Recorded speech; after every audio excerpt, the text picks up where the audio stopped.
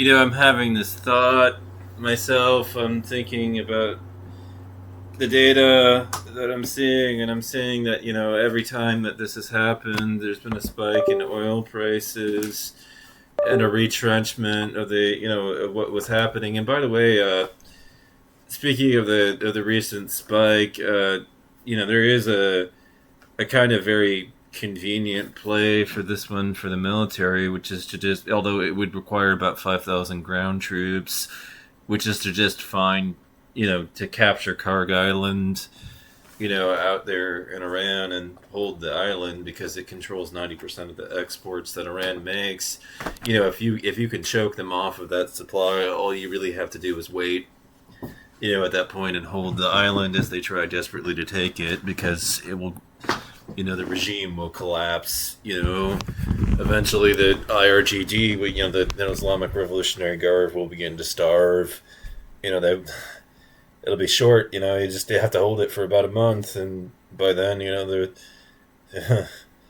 a month later, the whole fucking system is in free fall, and most everybody is dead.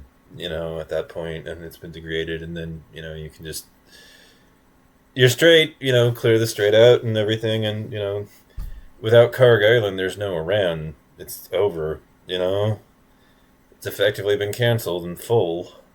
It's just bye bye, to the whole country, because that's how they feed themselves, is via this export terminal that they have there. That's how the regime pays for everything. Without it's a short window of time before the Islamic Revolutionary Guards begins to starve to death. It's over. Like I said, there's no Iran without the Karg Island.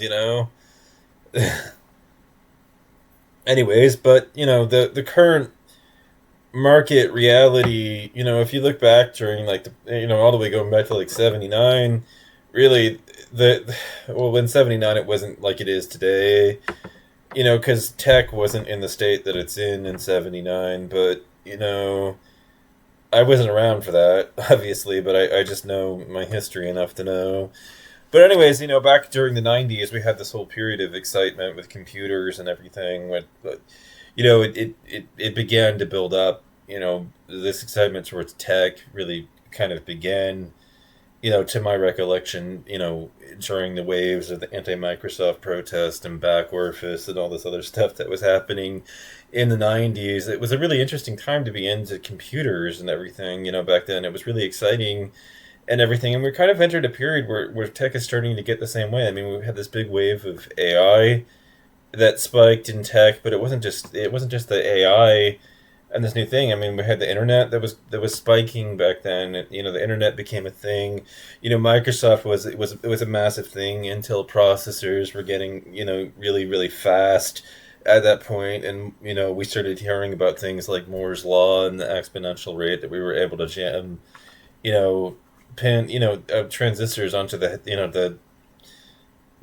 onto a computer chip and everything. We were hearing all this interesting stuff about silicon and programming and this whole wave of it, and software was beginning to eat the world. And we knew there was all this opportunity in that area, although all you had to do was have a .com by your name as a website, and people would buy your stock and everything, and that was a big big mistake because a lot of the companies didn't have the valuation for it and everything, and so that led into the .com bubble that burst at that point. But it was an exciting time to be getting into computers back then. I mean, there was so much stuff that was happening that it was just you know right now, what the things that have me excited about computers is like Risk V, or five, basically royalty free versions of this of these are the royalty free version or alternative to ARM based processors, and the improvements and those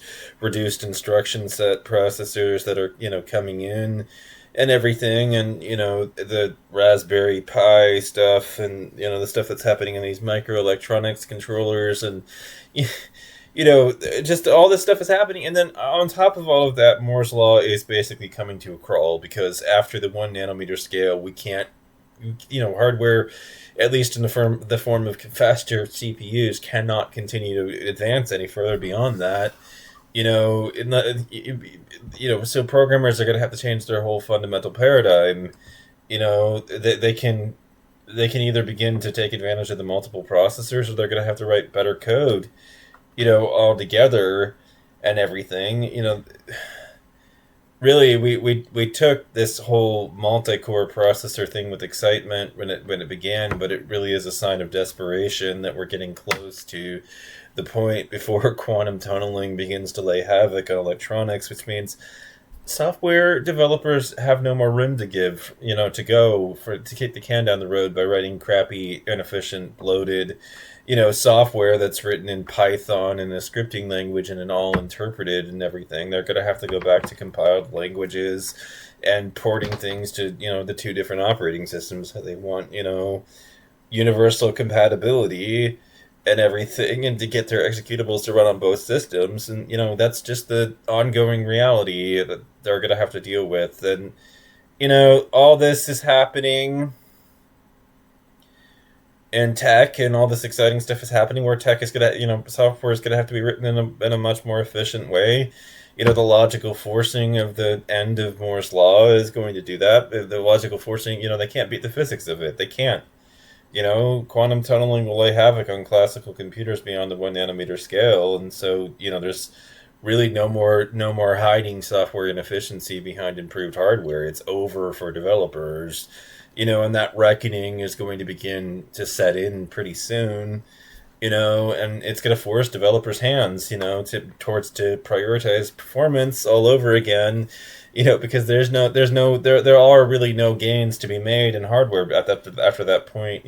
So at least CPU hardware, which means that they really aren't going to have a choice. They're going to have to, improve the software itself, because, I look at my computer, right, and I did matrix math with it, right, with my, C and everything, and my Linux under the hood and everything, and I realized this system is capable of 400 teraflops and everything with the matrix math and everything, and yet most programs get maybe 0.14% of that. It's pathetic. But what we've done, and how inefficient software is at actually utilizing the hardware that it's behind at this point. It really is. It's a fucking pathetic, sick fucking joke at this point. But anyways, so I've been carrying on for a while now about tech, but the simple truth is that, what's been happening has me thinking, every time oil has spiked, everybody's been selling off tech to buy the oil spike. The oil spike never lasts. That's the truth of the history. I mean, every time oil gets this high, it's only a matter of time before it comes back down, which means that the correct move to be counter-cyclical is to be buying the tech that everybody's selling off, which means, TSMC is down 8, retrenchment, for TSMC is down 7.11% over the month. AMD is down 13.46, year to date, and everything. That's a pretty that makes these attractive stock bets, and I feel pretty good about this bet on QQQM, that we just made with our stock advisor. I'm just thinking about trying to get more of my money into that area to buy, more of that kind of thing, to be buying these steeply discounted tech stocks, because, they're down for the moment, but, eventually they're going to come roaring back to life, and I just can't wait,